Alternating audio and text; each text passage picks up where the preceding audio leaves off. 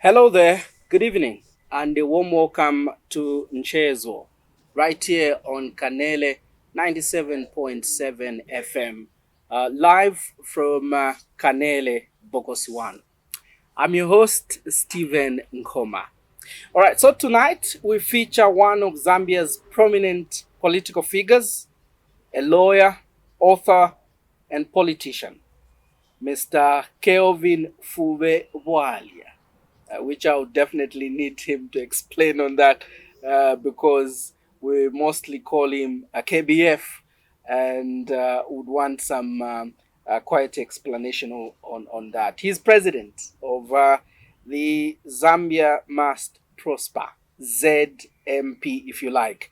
We'll be discussing politics, governance, and the future of the opposition as the nation heads towards the 2026 general election. Mr. Bwalya, good evening. And tumpokeleni kuno kukaya yoka. Mbuya muli bwana. Nili bwino kaya ibu. Tili bwino. Zikomo kwambiri. Before we look at the aspect of this conversation this evening, today marks 11 years. Yes. Since we lost the fifth Republican president, Michael Chilufya Sata. How would you remember him? A strong man. A very strong, courageous leader with very serious principles. A man with a very big heart. A forgiving, caring heart. A patriot of this country. A very serious politician who understood what this country needed for development, coming up with a pro-poor policy that led to a lot of things that he wanted to do. A good manifesto. A strong, very vibrant party was born out of a vision called the Patriotic Front. When we joined him sometime in 2001, 2002, we were neighbors. I used to have an office at E.W. Terry's along Cairo Road. His office was at Farmer's House. We were diagonally opposite each other. We did a lot of talking, a lot of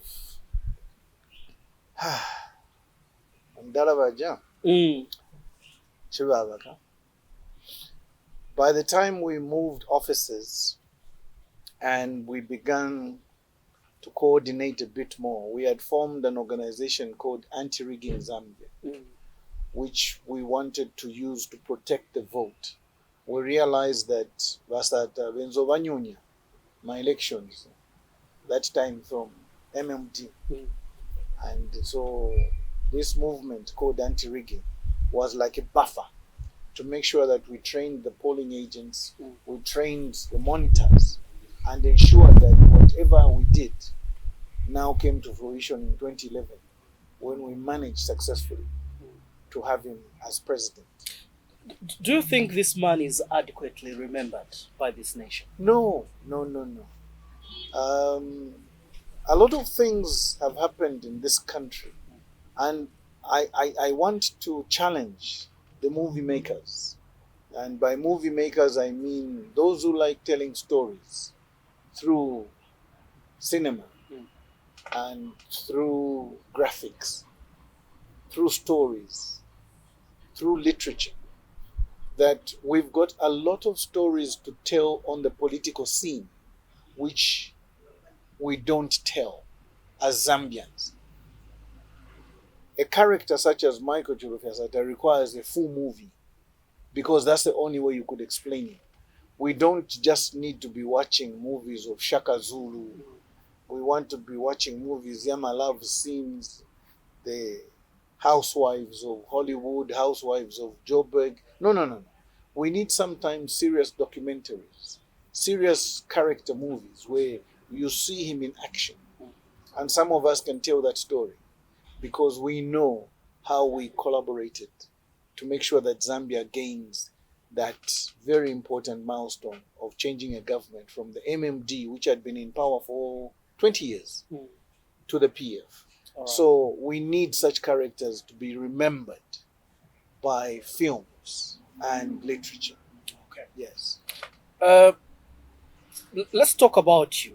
In my preamble, I did mention Yes. that your name is abbreviated as KBF. Yes. And to a certain extent, I found it hard to identify your surname in there. Just share with us. My name is Kelvin Fube Bwalya. But KBF came about because of setting up a business in the law fraternity. As a lawyer, I tried BKF, FKB. It wasn't rhyming. KBF came off the tongue quicker. So I put it like that. But for those who don't know, Fube is my middle name. Okay. I was named after my late father's grandmother. She was a very powerful woman who lived in Chinsari, and she was a very good cook. Now, you know, in the African sense, most times when you are born at a time when someone is leaving or dying, they tend to remember you or remember that person through you. So I am named after my father's grandmother. Okay. She was Fube. All right. Fube Mwanakashi. I am Fube Mwaume. So in Bemba, names are interchangeable. There are no female names, no male names. You just say Bwalya Mwaume, and there might be 3 Bwalyas, but they want a particular Bwalya to come. Okay. So when you're called, you answer based on who they are calling. Okay. So Fube is my middle name, but my surname is Bwalya. You seem to be wearing a lot of jackets. Yes. Who really are you? Well, I'm a father. I'm happily married to my lovely wife, who I grew up with back in the day in Mufulira. We both came from Mufulira, came to university together, carried on. Eventually we got married, started a family. I am also a child of God. I've grown up in the United Church of Zambia. I started my Sunday school at Mufulira Central School, Central Church, where we lived in Mufulira. We lived at the hospital compound, which was very close to our Central Church. And after that, I moved to St. John's because I began school there, still under the United Church of Zambia. I started my nursery school there along Kombe Avenue. And then I began my primary school at Mufulira Primary School. After grade 7, I went to Tondo Secondary School, still in Mufulira. After my Form 5, I went to National Service in Kafue. After that, I was called to the university, and I decided to become a lawyer. So that's one hat I also wear. I'm a lawyer. Other than that, I'm a politician's son. My father was a politician with friends like John Chisada, Jackson Mutale, Chambeshi, Simon Mwansaka Pwepwe, Mucheleka, big names. They worked under Kenneth David Kaunda. They were unipists. Later they broke off and became the United Progressive Party, UPP, under Kapwepwe. They were imprisoned several times under the preservation of public security because of fighting the one-party participatory democracy under Kaunda. Eventually, he was freed, came back to us, and as a family, we started living together. But yes, I'm a lawyer, I'm a husband, I'm a father, I'm a churchman. In the church, in the United Church of Zambia, I grew up from Sunday school. I became a boys' brigade. I became a youth leader. I am a full communicant member of Trinity Congregation after having transferred from Mufulira to Trinity here in Lusaka, and I've remained at Trinity. I am now a member of the MCF, Men's Christian Fellowship, in the church. Right. So we are basically elders in the church. Yes. I know you were a member of the Patriotic Front. Yes. Just share with us how you actively started participating in politics, and when was that? Like I said, we joined was at around 2002 when he formed the Patriotic Front. We were in the legal committee. The legal committee for the Patriotic Front then comprised of senior lawyers such as State Counsel Bonaventure Mutali, State Counsel Mumba Kapumpa, State Counsel John Muluila, State Counsel Baobi Muvanga the late, myself, and Anthony Kasolo, things like that. We worked in the background, really. But when we began to get involved with force, was, like I said, when we realized that Wasata was being dribbled. There was a lot of rigging of elections. And we thought we needed to begin litigation. So we began taking the Electoral Commission of Zambia to court on a lot of fronts. And we found some irregularities that we needed to correct.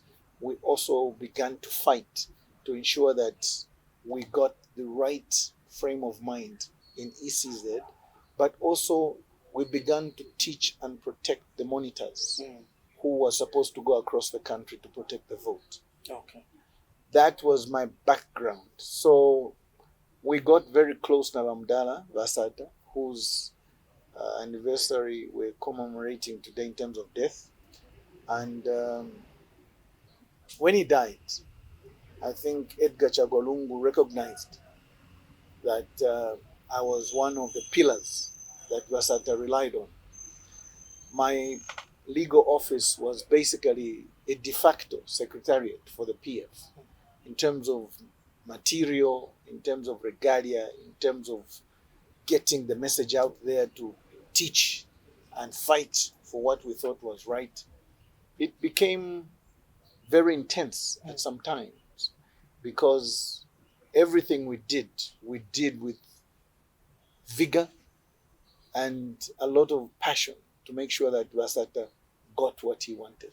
So when Edgar Lungu was acting president in 2014, Vasata was in London, a sick man. He got the news that the president had died.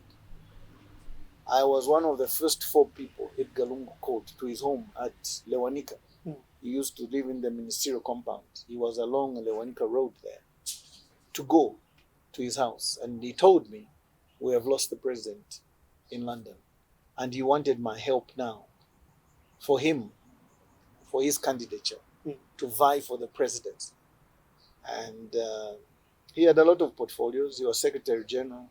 He was Minister of Justice. I think he was Home Affairs or something like that. But I think he had 4 or 5 senior portfolios. So we began to strategize. Guy Scott, who was Vice President to Asata, had his camp with other aspirants, and they began to fight Walungu. But we managed to make sure that Walungu, at the convention in Kabwe, became the candidate.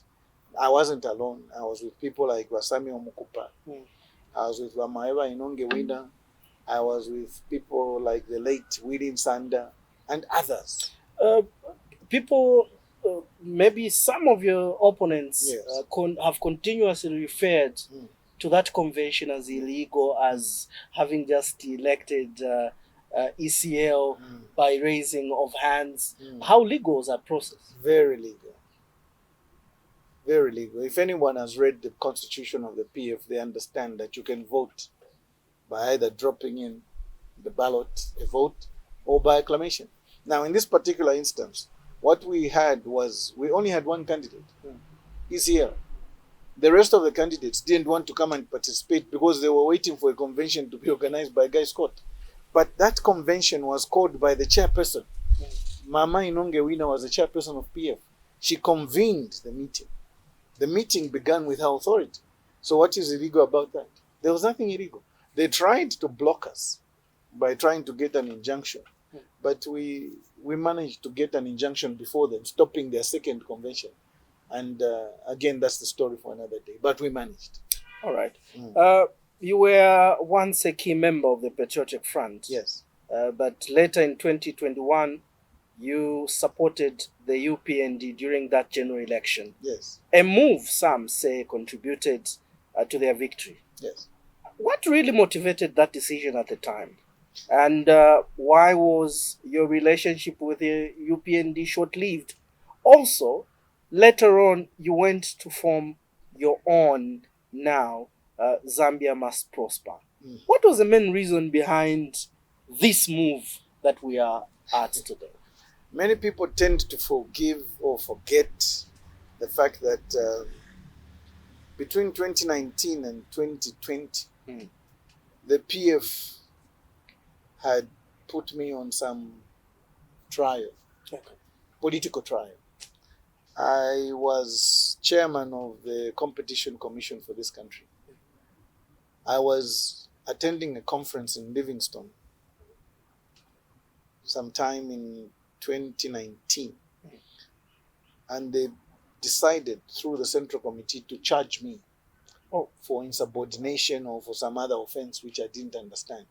They wanted me to appear before the disciplinary committee when I was attending a conference in Livingstone. I couldn't come back because I was receiving dignitaries and participants to the conference who came from almost 20 different countries.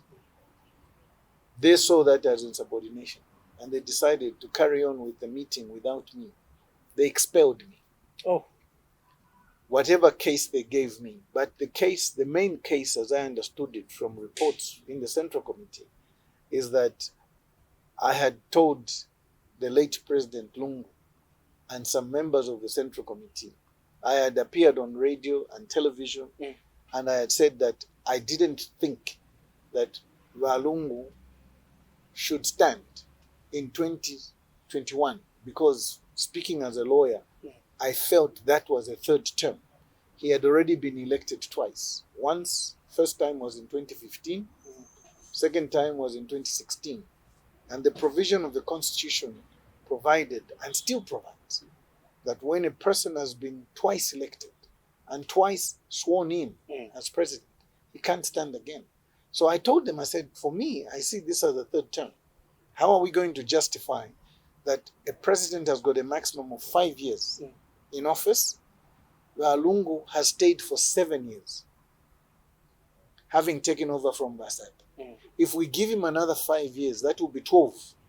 Which constitution are we using? So it became a difficult thing for me. That, according to the Central Committee of the Patriotic Front then, was a crime, an offense. So they went and propagated this offense, had me expelled.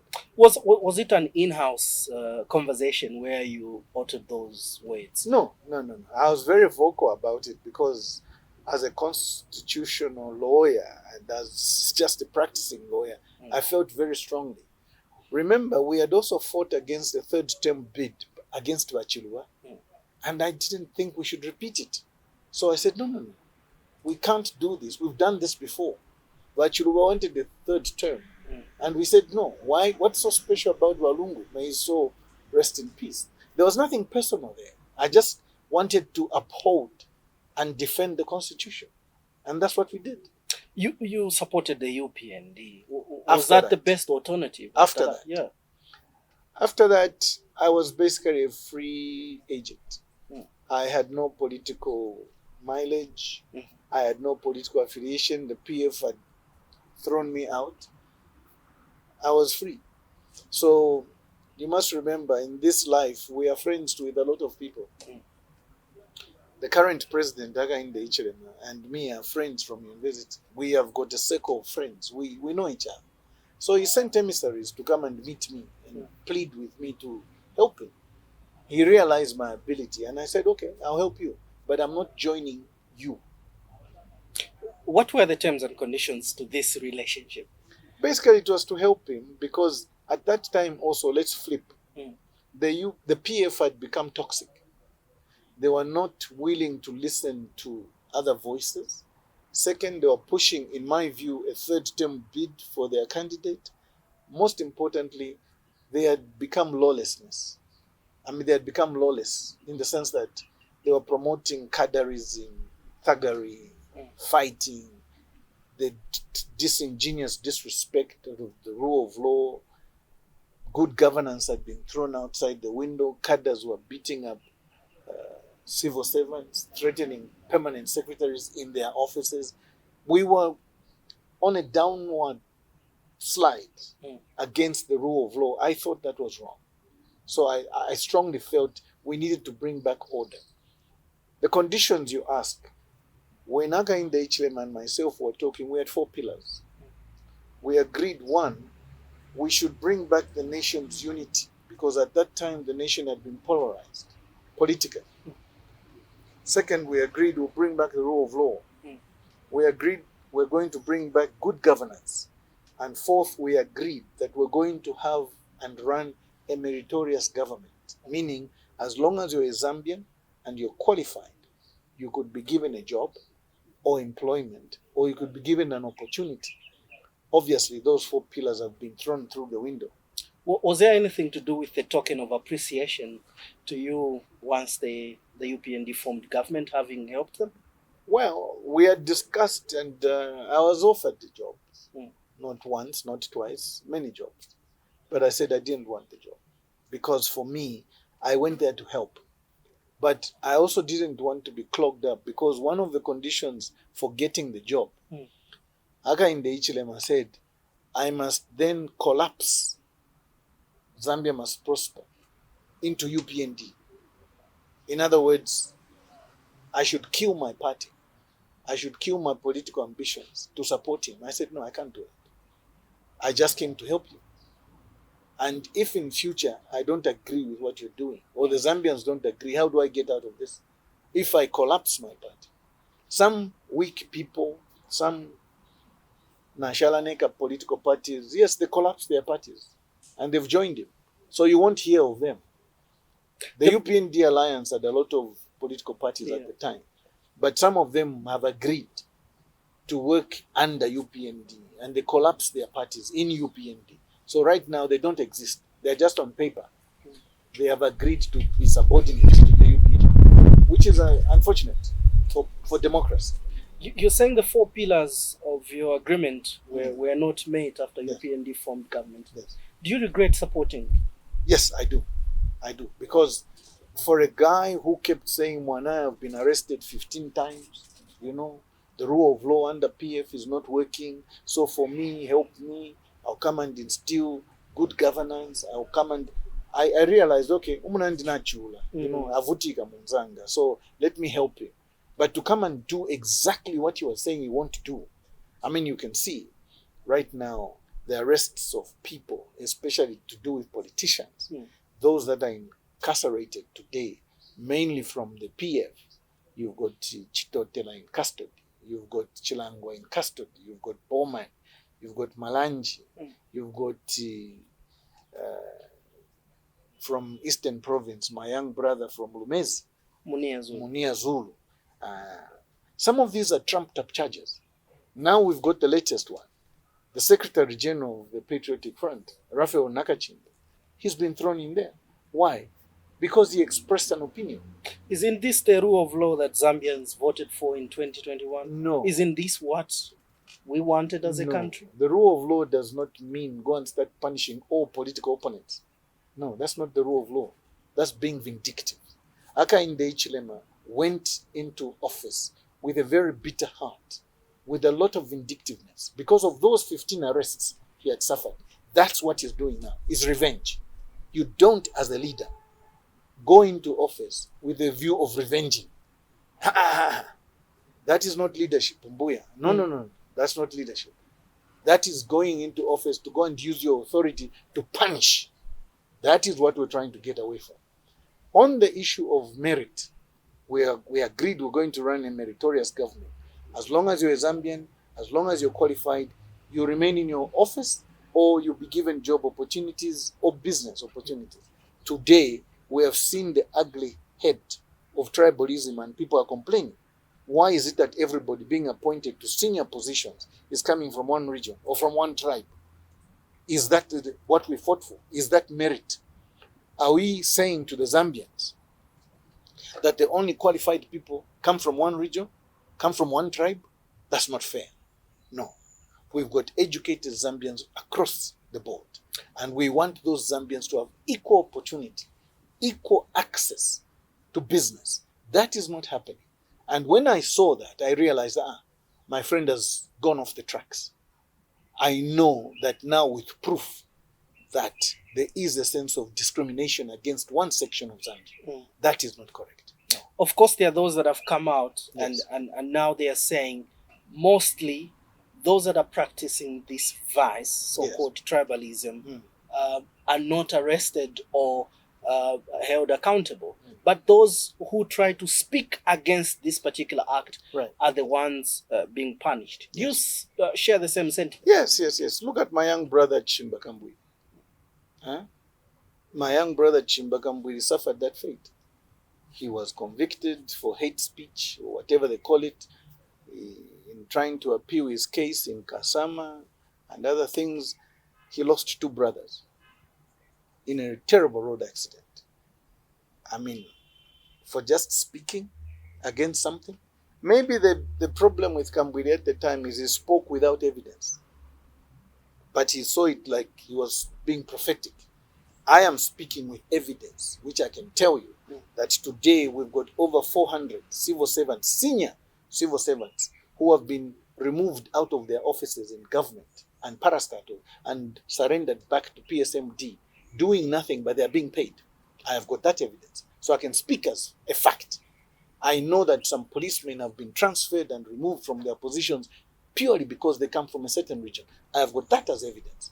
So I know for a fact that we are seeing a sense of discrimination, segregation, and the promotion and supporting of certain regions, certain tribes in this country. So that I can speak to with evidence. Maybe Kambwili spoke too soon. But now, for me, we have experienced this. So we know for a fact this is happening. All right. So we can't say it is not happening. We'll be too blind. We have to be realistic. It is happening and the Zambians are protesting against it. And this is one of the reasons that in 2026, this UPND government is going to be kicked out of power. All right. I want some clarity. Let me take you back, Mr. Right. Bwalya. You did mention that on several occasions there were promises of wanting to give you a job by President Hakainde Hichilema. Would you mention some of the proposed positions? No, it doesn't matter. I never took them up. I didn't want. You see, for me, I respect when we have a confidential discussion. I leave it there. Maybe was it the positions were not beneficial enough? No. I didn't go to help Hakainde Hichilema to get a job. There are those people, some of the people in the alliance who went there for jobs.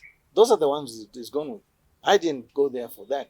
I went there primarily, one, to teach the PF a lesson. Because I told them, you have expelled me from the party. A party which I have helped to build. A party for which I have worked with the founder, Wasada. A party which the second president, Edgar Chagolungu, called me to assist him. And we made him a president. And you just come and expel me because of a difference of opinion. So I told them, I wanted to teach PF a lesson to understand. They should respect ability. They wanted me to be expelled and to be thrown into the wilderness of politics. I said, I'll show you. I know how to win politically. And when I want to win, I plan, I strategize. So yes, I went to teach PF a lesson. I taught them a lesson and I moved back. For Hakainde Hichilema, I didn't say, until you give me a job, then I'll help you. No, I just told him, I'll help you. I know where your weakness is. I know why you're not winning elections. And obviously, God has blessed some of us with the gift of gap. We know how to talk. So when we talk, people listen. With these happenings, the PF discarding you, now not working perfectly well with the UPND, do you think some of these people you have collaborated with in the past have taken you for a ladder and not part of it? Yes. Most of them actually think that I should just be there to help them, to prop them up. I've refused that. I've propped up Vasad. I have helped Walungu win 2 elections. I mean, I've done enough. Why can't they help me? Zambians now, sir, think heading into the 2026 general election, the opposition needs to unite Yes. as one and put the UPND out. But with the experience of you helping the UPND Alliance in 2021 form government, are you quite hesitant to affiliate to some of these coalitions? Of course, we have seen you now getting to the Tonse Alliance. Are you going there not fully decided, just saying maybe twice beaten, once beaten, twice shy, that phrase? Is it somehow clicking in your mind now that anything can happen and probably, but also we are looking at the aspect of people calling for this unity now, because it seems many of them are desperate to see the change of government. Well, thankfully, I must confess that the late 6th Republican president was very open. And when he realized that he wasn't very accepted in, first of all, the UKA alliance, he then decided with some other people to form Tonse. That's where he invited me to join him. Initially, he said I should join UKA. I told him, no, I can't. Because I realized in UKA there were too many egos. And some people in UKA I didn't trust. When Tonse came about, he said, come and join Tonse. I said, I want to see who is in Tonse, and I want to see if we can trust each other. So he asked me to attend 2 meetings as an observer, which I did. I found the atmosphere a bit more different, and I felt, okay, this we can help. Okay. So we went now to put together our experiences. In the reconciliation between Walungu and myself, remember he was president of PF, and he sat in the central committee that voted to expel me. We had to get over that bridge. So he told me, look, you have already proved your point. You don't need to fight anymore. I have told my colleagues that we need you. Without you, it is difficult to win. So I told him I'm grateful, but what is it that I've proved? And he said, we went into the 2021 general elections without you, and we lost. When we tried the other elections previously, 3 times, we won with you. And where you went to help Hakainde Hichilema, he succeeded. So I know, he himself now was telling me, I know that we can win with you. And I said, fine. The Tonse Alliance is the brains of the PF, and no. seems to be centered based on the claims that are coming forth from the other people that are in there, and they are actually saying the leader of Tonse Alliance should come from the PF. Don't you feel unsettled with that? First of all, that is a wrong notion. The PF did not create Tonse. Tonse was created by the ECL political movement.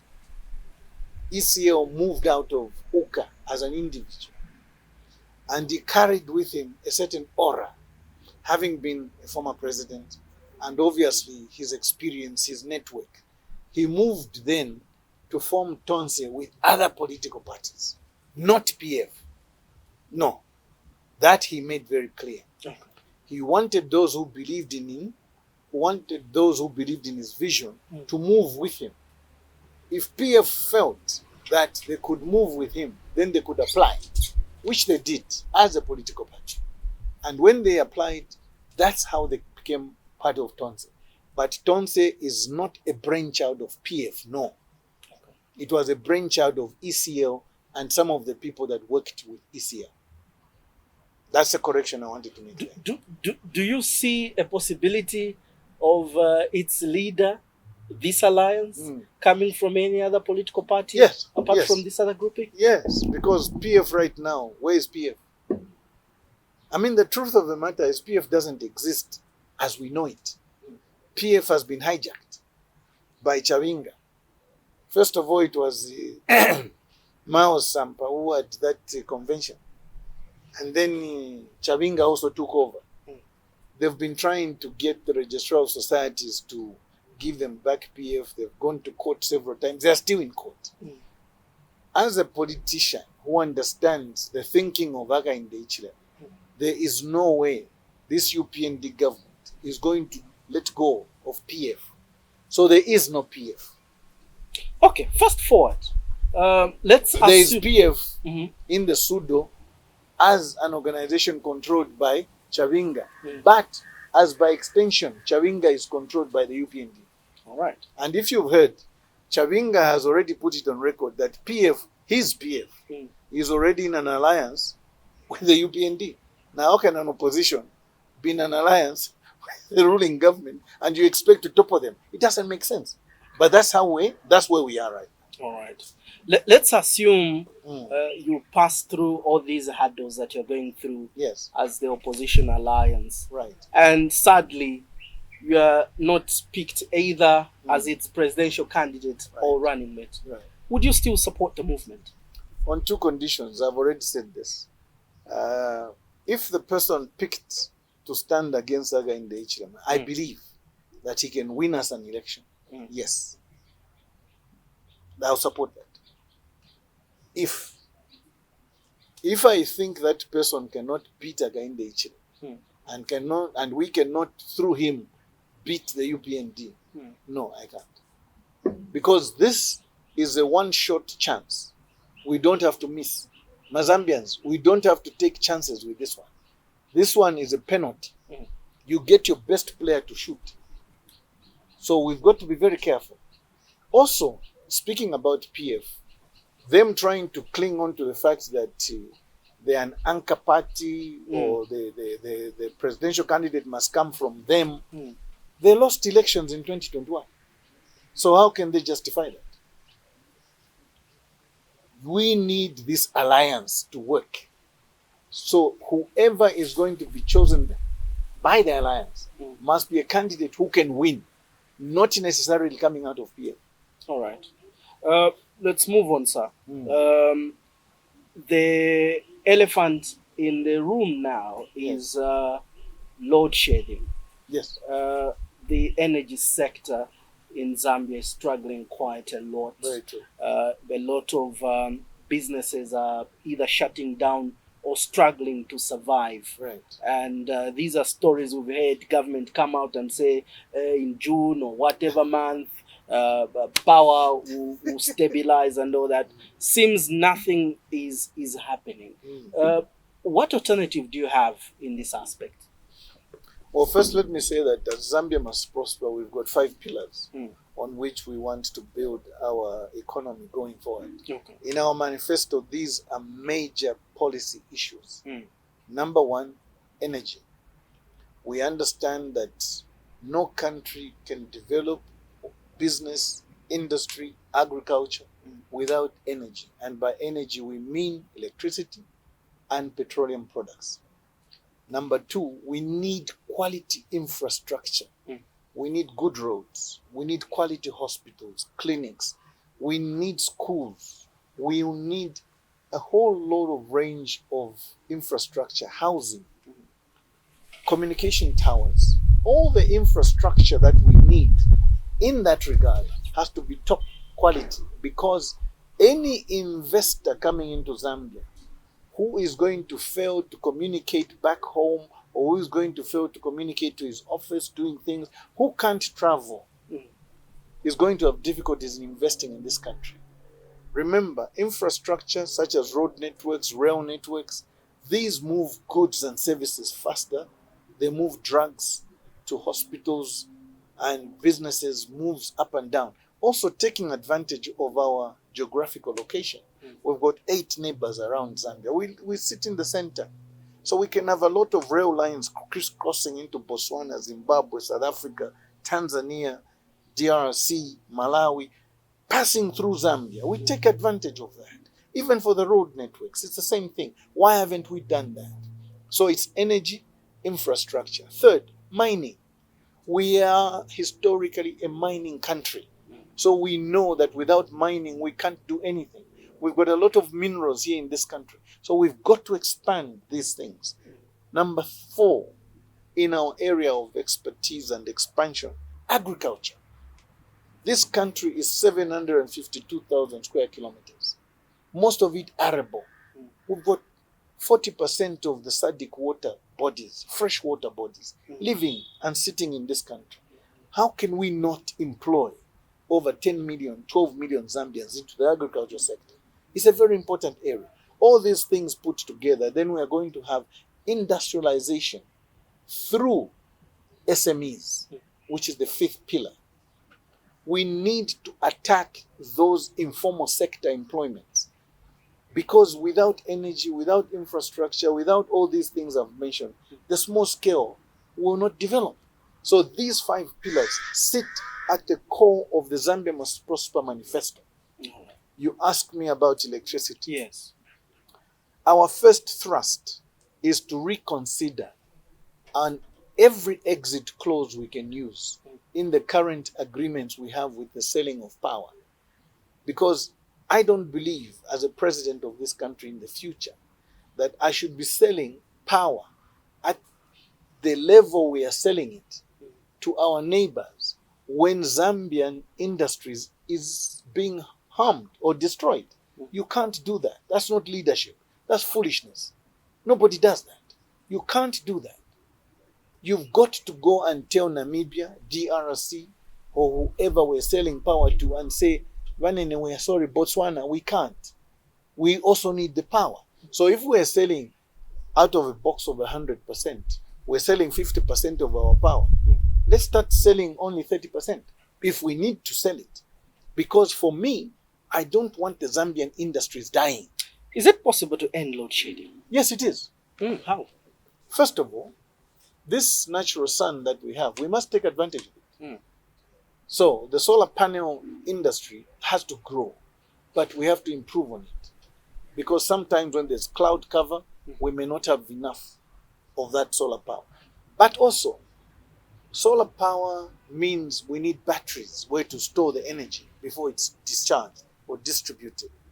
Mining cannot run on solar because it needs a consistent amount of power running consistently, because it has to power those smelters, those big machines, etc. So we have to go into solar more effectively, but also we must look at windmill power. We've got a lot of wind and air here. Why don't we take advantage of that? But also improve and push for hydropower in the northern circuit. Northern circuit is Mochinga, Northern Province, Luapula, and Northwestern Province. Here, these provinces are close to the equator. The rainfall patterns here never changes. And there are more rivers there. There's more waterfalls. There's more rapids there. We can produce more electricity there. Hydropower, sometimes small, 50 megawatts, 100 megawatts, but all these adding up and pulling them, pumping them up into the grid. That is more power than you can give. That water never runs dry. It's not like the Kafue or the Zambezi. When there's a drought, Kafue and the Zambezi suffer.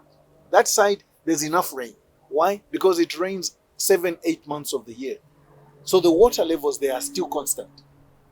Fourth, and a very technical area here, we can also improve and have more generation of power using nuclear. We've got uranium here. So we can apply to the IAEA and tell them, give us permission. We're not going to be making what they call as bombs, nuclear bombs and things. We just need this for power. And if they can come and clear it up with us, start making that. Yes, it can take a bit longer, but we need it for the future. It's cleaner, it produces more power, and it's going to make sure that the power is constant. And because of, again, our geographical location, we are going to be able to sell this power across our neighbors and further beyond. Seems they're brilliant ideas. Yes. Do you think the UPND listened to some of these ideas you put across? Well, I've written 2 books under Zambia Must Prosper. 1, Zambia Must Prosper 2. I gave my books to the late President Edgar Chagwalungu. I gave my books to Hakainde Hichilema, whether he has read them or he hasn't. You can see from what we are seeing now. It's obvious that he hasn't understood the concept of why we needed power first. Because energy drives industry. Energy drives agriculture. In the agriculture sector, for instance, it is our view as Zambia Must Prosper. We must never just produce raw materials. In the mining sector, we must not just produce raw materials. We must value add to the agricultural produce and to the minerals that we mine. That is the only way you value those minerals to become more precious and more expensive. All right. But that needs energy. All right. Let's move on to the agricultural sector now. Yes. We have many farmers who sold their produce to the Food Reserve Agency in this marketing season. Today, as we speak, they haven't been paid for having supplied their maize to the Food Reserve Agency. Stories we are getting are that there's an agreement between Zambia and Malawi where Malawi has to buy some maize from Zambia. Probably when that is done, maybe that's when our farmers could receive their money. What's your reform in this sector? Because we've seen the UPND government increasing the prices of maize and other commodities that they buy under the FRA. Right. But the payment mode seems to still be the same as in the past and even worse now. Okay. That's a very good question. And because agriculture is very important, it employs most of our people, whether small scale or large scale. It is important that we tackle this question very, very seriously. I have always said that the UPND government has never had a clear policy or vision on how they are going to run this country. Part of the reason we started having difficulties with my friend, the president, is that I didn't see any clear direction as to where he was taking the country in the agriculture sector, in the mining sector, with the energy, in all the sectors which are major for the production of this country to increase. But specifically for agriculture, the trouble began when that Eastern Province MP, who is the agriculture minister, Mutolo Piri, decided to sell our security reserve of maize, over 3 million metric tons of maize sold. Hakainde's position has always been, as a government or as a leader of this country, to create a chaos, a crisis. But he's a farmer. Should understand this. He's just a farmer who keeps cattle. He doesn't understand crop farming. Why? Because crop farming is seasonal. It comes with rain. It comes with the weather. The patterns change. So when there's a drought, he can't understand it. He can speak to the farmers, yes, but he will never get it. So what you're asking is, why haven't they paid the farmers? They can't pay the farmers because this government is broke. This government is running on supplementary budgets. They are trying to borrow money from the banks, from the IMF, from the World Bank, everywhere. But they are not making anything. They are not selling anything to earn foreign exchange so they can pay the farmers. That's the problem. The government is broke, and therefore they can't pay. Therefore, they have to wait for Malawi. But you may know there was a story sometime that the USA gave us $20 million to buy maize from Tanzania. We have never heard whether that maize came or it didn't come. Again, this money, we don't know whether it's going to be accounted for. These are problems. When you see countries and nations like the United States, the EU nations, pulling out either in the health sector, in the agriculture sector, and saying no because of corruption, because of this, they know. They've got systems, they check. So they are realizing this money is not being used for the benefit of the Zambian people.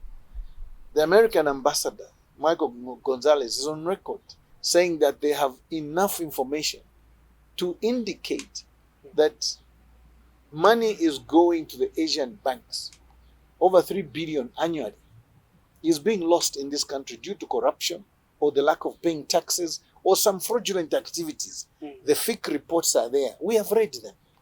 Now, if a foreign ambassador can say that publicly, and his government is reacting and saying $50 million worth of aid in the health sector has been withheld because of the corruption levels in the UPND government, you think this government has got enough money to pay the farmers? No. They are stealing. They are corrupt. And they can never be corrupt. You saw the other headline the other day. Now my young brother, the spokesperson for the UPND, Cornelius Muitwa, says no, the UPND corruption is because our leaders were trying to copy what the PF are doing. What nonsense is this? Because PF was corrupt, you want also to be corrupt. What about the poor Zambians, the poor farmers? It is just about character. The UPND does not have the moral character to pay the workers or the farmers because they don't care. They are there to do business. Hakainde Hichilema is a businessman. He's not a politician. He doesn't care. You've mentioned of your movement from the PF to supporting the UPND and then forming your own political party. Right. Do you think all these challenges that we're facing as a country is as a result of recycling leaders? Those people that Zambians thought they had voted out of power in PF, some of them disguised, supported UPND somehow and got into the UPND government. Don't you think Zambians now are thinking, there is no change and we won't get the change that we want? Is there a time that Zambia will ever have the change that it really needs? I am very glad you've asked that question, Buya. And it's a very serious question. When we talk of rebranding politically, we must talk of rebranding for the benefit of the Zambians. And rebranding doesn't necessarily mean that you rebrand by just changing the color of the political party. No. Rebranding means changing of the mindset. And I totally agree with you. Most of our political leaders today have been in politics too long. But part of the reason we're suffering as a nation today is that we have too many people in politics who are not politicians. Let that sink. There are too many people in politics who are not politicians, who don't understand what it is to serve the nation, who don't understand what it is to sacrifice for the nation. What they understand is short-term gains by stealing, by being corrupt, by being confused with money, and then they think they are leading. That's wrong. I stand here, for instance, that I want to lead this country. I have never been a councillor. I have never been a mayor. I have never been an MP. I have never been a minister in any government. What corruption are you going to put on me? Are you not going to be the other Hakainde who has not held those positions before? The difference between Hakainde Hichilema and myself is character. Hakainde is greedy. He's a businessman. He believes in money. I don't. I believe in service. I want to serve the Zambians. Hakainde wants to make money. I don't want to make money. I want to serve the Zambians. There's a difference there. So everything that Hakainde has done leading up to becoming a president of this country, he has made deals before he became president. There was a bit of state capture there. So when he was going there, he needed to pay back some of the people that he had gotten money from to support all those 5 times that he failed to become president. So he was in debt. That is part of the reason why he has refused to declare his assets. Are you not also somehow in debt? How are you funding your political party? Are we not moving in the same circle? If I was in debt, if I was in debt, I would be lavishing in money, swimming in money. No.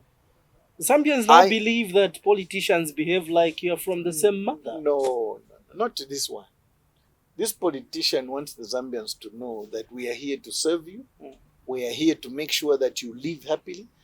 I want to be remembered as a president who created jobs, who created employment for the average Zambian, for the farmers, taxi drivers, nurses, civil servants, soldiers, policemen, all those people that are suffering under the UPND.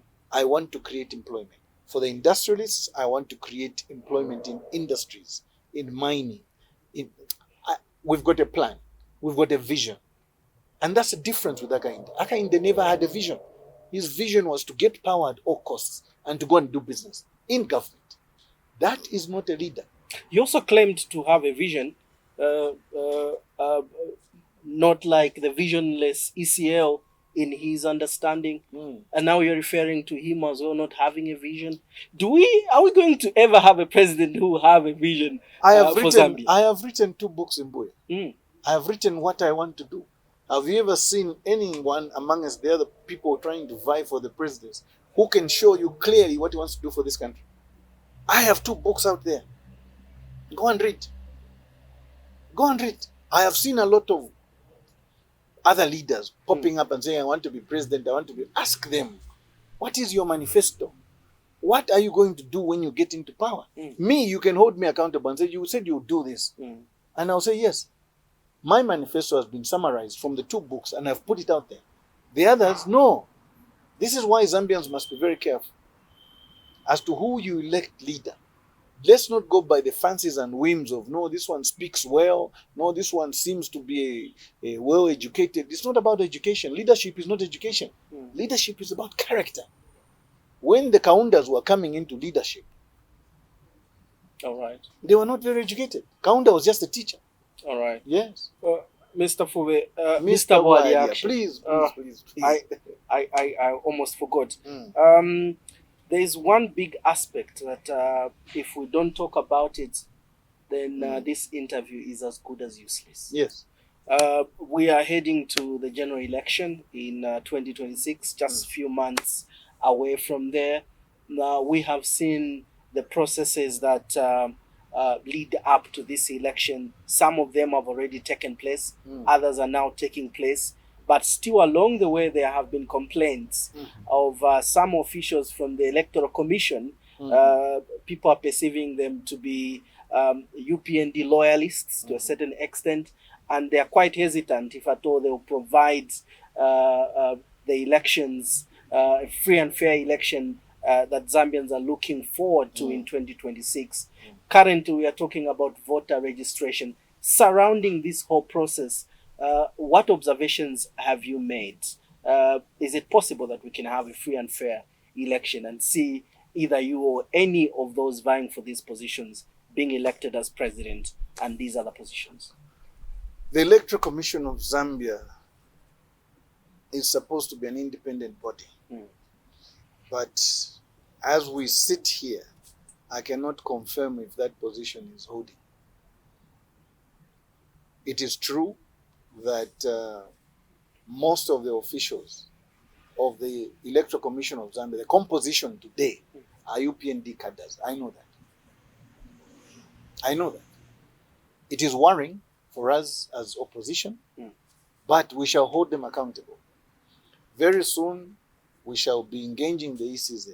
We have written letters to them as Zambia Must Prosper, complaining about certain things that we have already observed. I'll say this to the Zambians, I'll say it through you, my brother. Rigging an election is a process. And having run anti-rigging Zambia, I understand that that process has begun. So therefore, we must begin to put safeguards. But one of the biggest, and I'll say this to the Zambians, Napapatama Zambians, please listen to me. One of the biggest safeguards that we can have is, one, let us register as voters. First of all, get your NRC if you're above 16 years old. If you're close to 18 years old, go and register as a voter. It is your right. Second of all, on voting day, turn out in huge numbers for us to go and vote. Let us not sit at home. When there are fewer of you going to turn up to vote, when there's voter apathy, you're going to give Aga in the HLM and the UPND a chance to rig the elections. Turnout must be huge.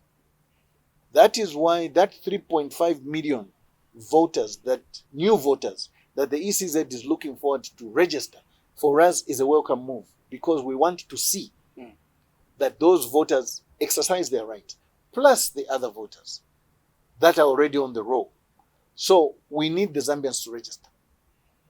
But as to whether the ECZ will be independent or not, some of us may go to court even before the elections, because we want the court to direct the ECZ on how they are going to carry out certain functions, certain things that we're already seeing as wrong, and we are prepared to litigate. Others are saying the opposition, you're good at condemning the ECZ when you lose. The moment you win, they are the best. Is there a possibility, of course, of you winning? If at all you win, how will you get rid of some of these allegations that you have or you level against the commission itself?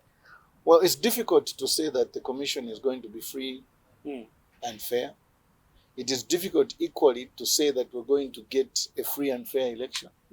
But all we have to do is make sure that we level the playing field. And one of the best ways is to have a huge voter turnout, no apathy, and make sure that we protect the vote. That is why Zambia Must Prosper is going to start a countrywide training of monitors and polling agents to ensure that we are going to protect that vote. But also we are going to use the courts. Where we think the Electoral Commission is not being fair, we shall go to court. Ask the court to direct the ECZ on what to do before the elections, not after. It's one of the measures of protecting the vote. All right. I want you, in conclusion now, to address our viewers and our listeners. How unique is KBF going to be, provided you are given an opportunity to lead Zambia as the Republican president? We know several of them have saved their terms, and we can easily gauge what they have done. But how different are you going to be, provided they give you that mandate? Well, the first thing that the Zambians can rely on is character. I think they know that I'm a principled person. I have been able to stand up against a sitting president, such as ECL, and tell him, you can't do this. This to me is a third term. To the point of being expelled. I accepted that expulsion. I never went to court to challenge the PF expulsion because I knew that this was going to be a waste of time. But I have also shown from my conduct in politics that I know how to win elections. I have participated in 4 general elections. Okay, 1 by-election when Vasata died. 1 general election with Lungu. And this last one with Aka in Nchezgo. I've never lost an election. So for me, I know how to win. But more than that, we have a vision as Zambia Must Prosper. Read our vision. Our manifesto is clear. Our manifesto is maybe one of the best manifestos amongst the current crop of leaders. Let's see. Judge us from there. Aka in Nchezgo never had a clear manifesto. He had a 10-point plan. Look where we are now. So it's a problem. All right. Yes. Let's end there, sir. Thank you so much for featuring on Nchezgo tonight. That's Mr. Kelvin Fube Bwalya, President of Zambia Must Prosper, sharing his thoughts on national issues and the future of Zambia's opposition. You've been listening to Nchezgo right here on Kanele FM. I'm your host, Stephen Nkoma. Until next time, stay informed, stay engaged, and remember, Chemoyeno. Bye-bye.